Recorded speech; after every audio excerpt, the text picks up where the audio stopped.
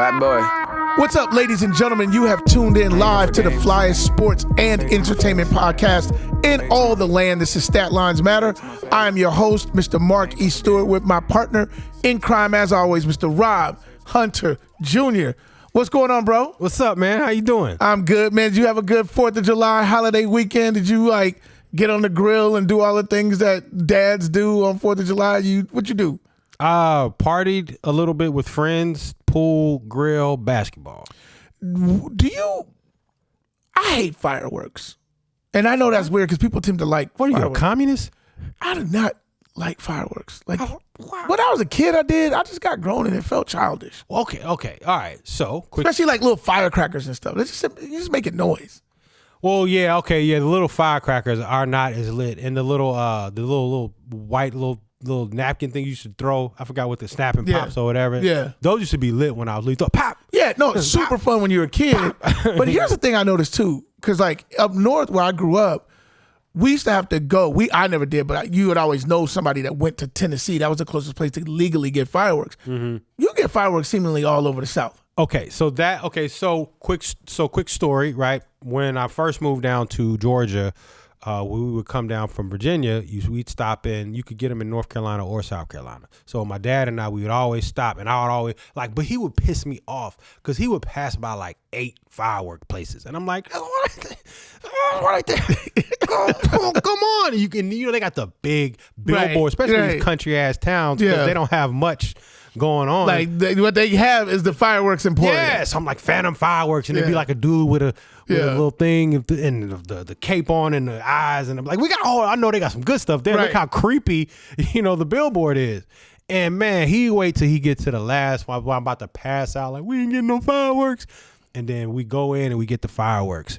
So as we got older, we would, whenever we do the 4th, he and I would drive up to South Carolina from here at like midnight, because their fireworks place stays open. Well, one of them in Fairground, South Carolina, stays open 24 hours. Wow. So we go up there, and I would get like the big, what they call the cakes, go up in the air, boom, like the big ones. So when I come back down and bust my fireworks, they'd be like in awe of my fireworks, because they go to, Walmart and get the bull crap. And I would have like Disney World style 50th anniversary. So so anyway, once they legalized it, I haven't popped fireworks since. Yeah. Because everybody could get it, so it's not as lit. Yeah. I mean, literally. It felt like that for me when I was growing up. Like somebody would go and they'd be like, oh, someone's going to Tennessee. And they would come back with stuff. And, it wasn't a lot. And you could get little fireworks there, but it was illegal. But you couldn't get any of the things that you thought were super interesting, like M80s or whatever. The thing I hate about here is like people be blowing up M80s. I'm like, that's just annoying. Like that's like a quarter stick of dynamite for no reason. But not to them. But what are you doing? What if they're your same age? What if they're like 13? They put them. You ever put an M80 in a mailbox? No. Oh my gosh! You want to talk? Why would you? Because it's a big explosion. It's loud. It's like, whose whoa. mailbox are you doing that to? You do it to your own, or you do it to whoever. Like people don't really like this. They don't like make the distinction. You just throw it in one. You just throw it in there. M80s, yeah. Put it. Oh, you ever race a bottle rocket? Oh, maybe it's just some country shit. I feel like your shoes were off. I feel like you'd be running with no socks and shoes. I feel like you got to be barefoot. Yeah, you light it. Yeah, you would. You'd always lose, but you just try to see how close you could come to beating the ball. That's why. That's where your SEC. That's where. There you go. Well, that's a good. I think that's a good way to get into what I want to talk about today. Last week, it was announced that USC and UCLA are making a move to the Big Ten. I want to say in 2024. And I don't know if it's all finalized or whatever, but they certainly made the announcement. And I think this is like when Texas and Oklahoma moved from the Big 12 to the SEC, people who follow the sport sort of knew that this was going to be a series of moves. Dominoes. Into, a domino effect into what is ultimately going to become like 2, possibly 3 super conferences, maybe 20 teams deep, whatever. It's a real arms race for the conferences. Major TV money at stake.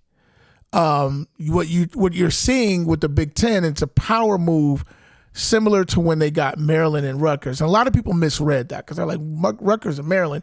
But what it did is it added the New York tri-state area and the Baltimore, the DMV area into that TV deal. So it's covering a lot of stuff. Now you add the greater Los Angeles area, which is, I think, the largest TV market in the country. So that will drive the next Big Ten TV deal, which will be massive amounts of money. And now all this is in response to the SEC, which doesn't have those size markets in television, but what they have is the sort of the gravitas of being the SEC and playing the best football and having a collective of the best teams. Now, I'm not one of the people who believe that Texas and Oklahoma really add to that. And I said that about A&M and Missouri. I didn't think they would come in and win titles. I think Texas A&M won one SEC title, I believe, with Johnny Manziel. And Missouri won the East. Missouri won the East. But outside of those moments, those teams, Texas had some big recruiting years, but I'm still not of the belief that in their division, which is the West, that they're ever going to be a player against Alabama until Mr. Saban decides to hang it up. Now you got new coach with LSU, who's also in the West, correct? Mm-hmm. Yeah. And so we'll see how they do. But what we're seeing is, can the ACC survive? Because the SEC is coming hard at Florida State, Miami, whatever they feel is valuable in that conference, and Clemson. They're coming. Now, if Notre Dame, my boys, go over there, I think everything stays pat. And I think they may even try to go and get Penn State out of there and go to ACC. But a lot of it depends on what Notre Dame's going to do. Because at this point, Notre Dame's going to have to do something. Yeah. And I think we had one conference left that was still, basically map specific, right, which was the Pac-12. Right. I mean, now you've got the Big Ten, who went into the East and grabbed those two markets we were talking about. The SEC went to Texas and Oklahoma. So the maps are a wrap. Like that's a wrap. So now it's the big four left. You just mentioned them. It's FSU, Clemson, Notre Dame, and Miami. Yeah, those are the next to fall, or to, I don't know if fall is the word, but to join. Those are the dominoes. Or they could do their own. They could, if Notre Dame goes to ACC, they could stay. So yeah, it's going to be tough because they'll survive because Notre Dame will drive the TV deal. They're going to drive a little bit. We're the single biggest brand in college football. It's disintegrating.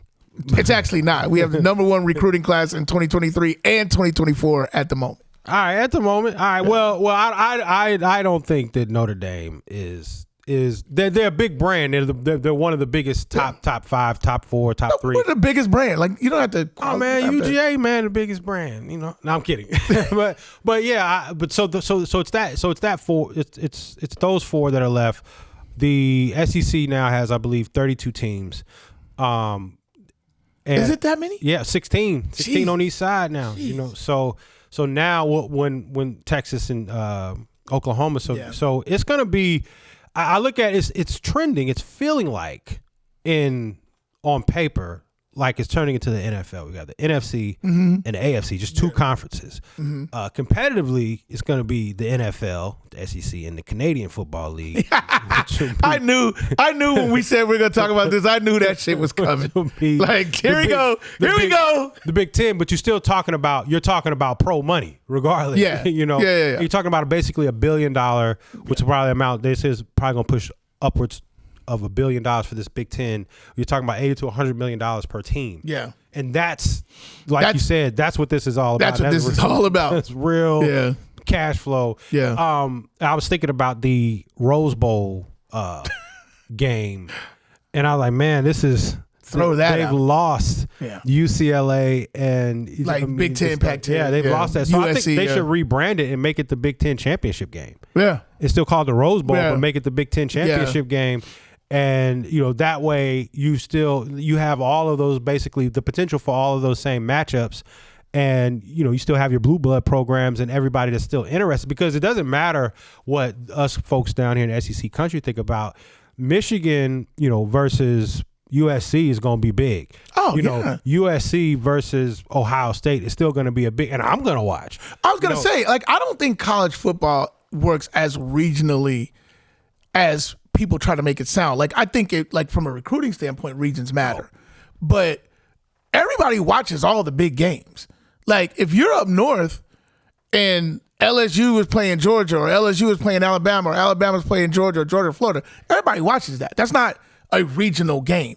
Now, if South Carolina is playing Vanderbilt, that's the same as if Illinois is playing Indiana. You know what I'm saying, in theory.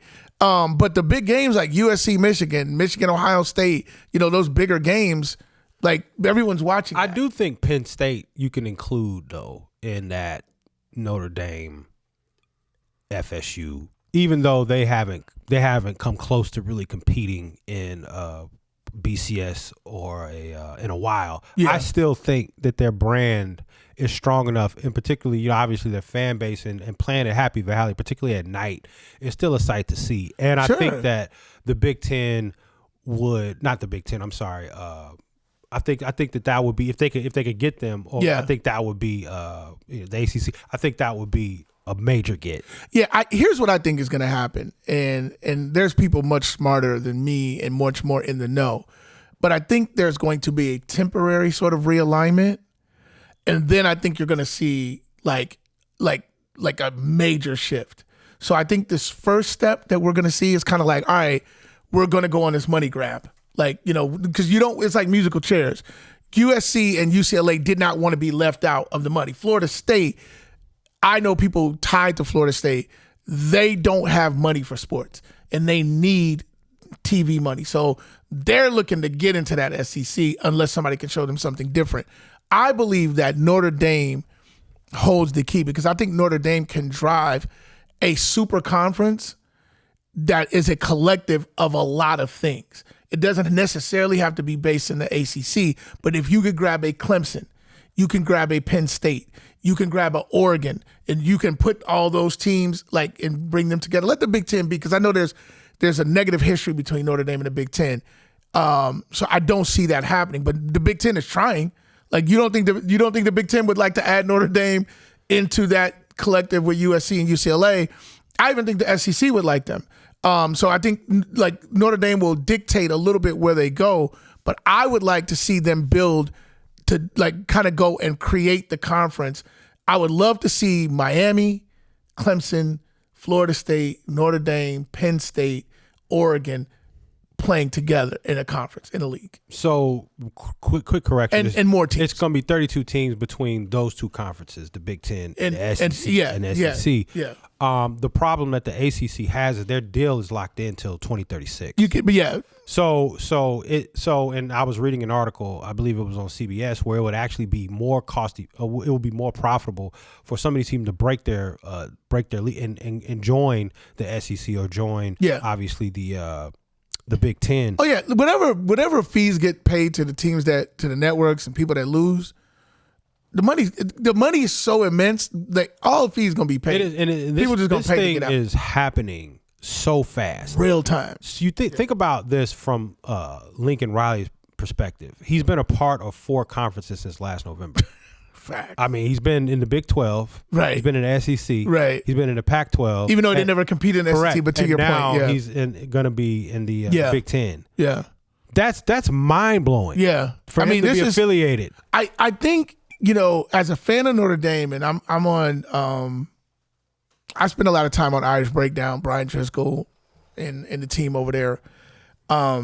There's a lot of guys in those message boards that are super traditionalist, and Driscoll's one of those guys. Everything's tradition. And I actually think that's one of the problems with Notre Dame. I am more of a progressive Notre Dame fan. I've been saying for a while. There are many progressive college football fans, period. That's facts. Everybody's into their tradition, to your point. But I'm one of the guys that man, one of my favorite years was when we had to go into ACC. Like I loved going in there and having like 7 of my guys be first team all ACC. I loved winning the league. You know, I love winning. I loved because what happens is if you lose a game, and I was always jealous of all the other conferences. When you lose a game, there's still things to play for. You're like, okay, we want to get in the championship game. Now, the championship game in the SEC, even when a team has 4 losses, still means if we win that, we might have a chance to go to the championship. Or the playoffs. That's how that goes. But for the most part, there's a gravitas to going to the SEC championship, no matter what the outcome is. And then lesser and lesser from each league. But the SEC championship is, in many ways, a playoff game in and of itself. Oh, yeah. I loved when, even though Notre Dame lost to Clemson in the ACC championship after beating them early in the season, it still felt good to have that culmination, that extra game, and that game that felt like a playoff game and all of that. And I wish we had that. Like, I don't like the fact that you play this random schedule. And I was cool when we're straight up and down independent. I was cool with it because then you can hand pick your games, and we do in many ways. But I don't like playing the ACC, like 5 ACC opponents every year, but then don't get to participate in the things that the ACC does that are cool, like being first team all ACC or getting their championship game. So it's like getting married, but you don't get to do nothing. Yeah. You know what I mean? Like you just hang out. Yeah. That is. Yeah, because I'm like, wait, we playing Maryland. At least give me that. Yeah, like you got to give me something for that. Yeah, you know what I mean? Like you taking on these games, and it's like Maryland's actually in the Big Ten. Yeah, the Big Ten. But I'm saying, we have games with Duke. Like, that doesn't do anything for us. Sure. So like that's kind of where I am, and I do like the idea of being in a league with Florida State, Miami, because we have history with both those teams. If you could bring Penn State and Pitt in. I like that. And you got history with Michigan and Notre Dame, and man, I mean, you've got. And then Clemson, like we're going head to head with Clemson on a lot of recruits right now, and we're taking guys out of the Carolinas. I love that. So I'm excited as a Notre Dame fan that I think our hand's gonna get like. There's people on our board who be like, this doesn't mean anything. We're independent till we die. Nah, money talks. You got to get in this money thing. You got to get in the middle of it some type of way. I'm cool wherever we go, except for like, I don't want to be part of some piece together Pac-10 or some piece together Big 12. Yeah. Like those are going to go away. Notre Dame can keep them alive, but to be lame. That's not gonna happen. rather go to the ACC, the SEC, or the Big Ten. Notre Dame not doing that. No. Why would we play ourselves? Yeah, this is one of the ironic, or not ironic, one of the rare, unique instances where you have expansion via contrition. Yes. Yeah. So these other leagues are sort of dying. Yeah, they're getting killed because they're taking their top ends off. And and I think it's going to be good for college football. That's what I think. I think so too. I know a lot of people are down on it because they're saying NIL mixed with this. It's all a money grab and money. It's like, I'm sorry. Let me just, get the fuck out of here. Like at the end of the day, college football has always been about getting the money. It's always been about getting the money. And those guys that sit there and talk about tradition, you're playing yourselves or you're trying to play us.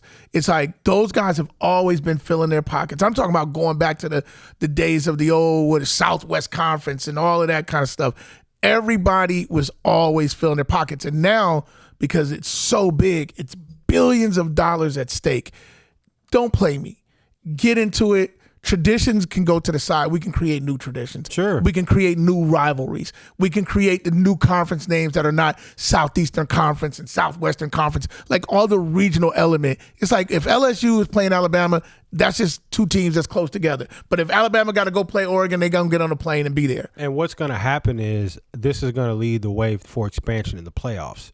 Because you'll have the conferences, right? You'll have the Big Ten and the SEC. And they're going to be the ones. And to satisfy you guys. Yeah. All the junior conferences, we'll expand it to 8 or 16. I think 16 is the magic 16 number. 16 is perfect. Yeah. And now everyone should theoretically be satisfied, meaning you're going to be able to get a chance to dance with the big dogs as well. And you'll have more, obviously, SEC and Big 10 programs.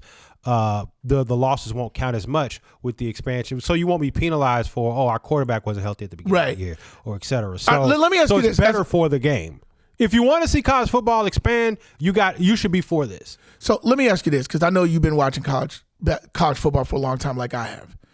And the people who would argue, to the contrary would say, one of the great things about college football that makes it different than any other sport is the regular season means so much. And so everybody's tight all year because you want to go undefeated, and the most you can take on is one loss. Do you feel that that's a reason to not change anything? No, absolutely not. And it's not gonna make or devalue the regular season. I think what it'll cause is some of the other teams, like I said, so 2 losses won't kill you. Right. And I think it's antiquated to think that a 2-loss team can't be better than an undefeated team later in the season. Right. Because you have, obviously, what we talk about, particularly in the SEC, we always talk about strength of schedule. Strength of schedule. You didn't play. If you play Georgia and you play Alabama and you lose both games, and maybe your quarterback got hurt in the Alabama game, and then you played Georgia without that QB, but you won all the rest of your games. QB's healthy. We have scenarios like that all the time. And so I just think that, and I also think that it's antiquated to think that the undefeated team is the best team. Right. I don't think that at all. Yeah. Who did you play? What gauntlet did you go through? I don't think because you won all your games. I think because you won all your games, you deserve a right to see if you could play with some of the more notable teams, say like the Cincinnati. I didn't necessarily mind that they were in. I didn't either. I didn't think they were going to do anything once they got in and played Alabama, and that happened. But I'm glad that they got a chance to have their day on the field. Exactly. You took the words right out of my mouth. I think for me as a fan, it's really mostly about as much as we can settle on the field, the better for me. I would like to eliminate the idea. You're not going to eliminate it completely, but I'd like to eliminate the idea of like, we got this many gimme games. Get your gimme game at the beginning of the season. Get your, effectively a preseason matchup, if you will. But I want to see the good teams play each other more and not have a loss in those games mean you're out. You understand what I'm saying? Like, let's get the good teams playing each other. Now, hopefully that's what these super conferences do. Because I think even sometimes playing the bottom of your conference of teams that know each other, it's still more competitive games. Like you guys I remember watching you guys as obviously I live down here in Georgia, so I see a lot of Georgia football. And under the previous regime, not so much this current team, but you guys would have this game with South Carolina. You'd have a game with Vanderbilt, and it would be contentious. Georgia was clearly better than both those teams, but you get in that dogfight because they know you, and those guys, they know each other. That's what you want. You want the competitive games, and you want them settled on the field. And even if you don't have the injury, in the NFL, you have opportunities to grow, to click. I wasn't playing well at the beginning in September, but we got it going in November. And then with college football, with the turnover, just due to you only can play 4 seasons. You may be starting a new quarterback. He may not be finding his rhythm. You may be starting a new O-line. They may not be cohesive yet. You may be getting guys back from injury that haven't played at all. They got injured in you're in a squad game. It's silly to me to think that a team, to be penalized particularly early. Now, obviously, with the current system, it's obviously better to lose early. But what I'm saying is sometimes you can get tripped up, and you could be the best team later, but don't get the opportunity because of unfortunate losses in the beginning of the season. And there's so many teams in Division I football that you may not necessarily, you get a couple of losses and another guy slips in there, and then obviously you have a committee basically choosing not who the top 4 teams are, top 3. Well, you do have the top 4 teams are. That's true. You have a committee deciding, but it's normally not the top 2. It's normally the debate starts at 3 and 4, particularly at 4. So you have people deciding who it is. The less you have people in a room going, settle it on the field. Well, maybe Notre Dame need to be in. Well, maybe Cincinnati need to be in. Let's eliminate that. Yeah. And those guys who want to, you still have the same job, but maybe you can debate. I think it's much more acceptable to debate teams 10 through 16, as opposed to, the teams that are, the top 10 teams. Yeah. And I think that when you look at, to your point earlier about teams playing well at the end of the year or whatever, ultimately, I want teams to schedule better. because I think strength of schedule does matter. We saw it with, I think it was, I want to say Central, was it Central Florida? No. Yeah, it was Central Florida a couple years ago. And they were like undefeated going into the last week. With Scott Frost. You talking about? And they played Auburn. And they beat Auburn in the bowl game. Yeah. And it's like, but you didn't play anybody. Cincinnati really didn't. Oh, no, they crowned themselves national champs. Yeah. Yeah, you know what I mean? At least Cincinnati had on their resume, we went into South Bend and we beat Notre Dame, who had only lost one game. Mm-hmm. Like, that's at least a resume builder. The rest of the schedule, I was somewhat unimpressed by, but that's an impressive win. We finished, 7th in the country, so they earned that. But I'd like to see more of that. Like, if Cincinnati wants to be playing with the big boys, add another team like that. Add another Notre Dame type team to your schedule, and have it so it's like if we were to beat them by a field goal, it wouldn't be this sort of disqualifying loss.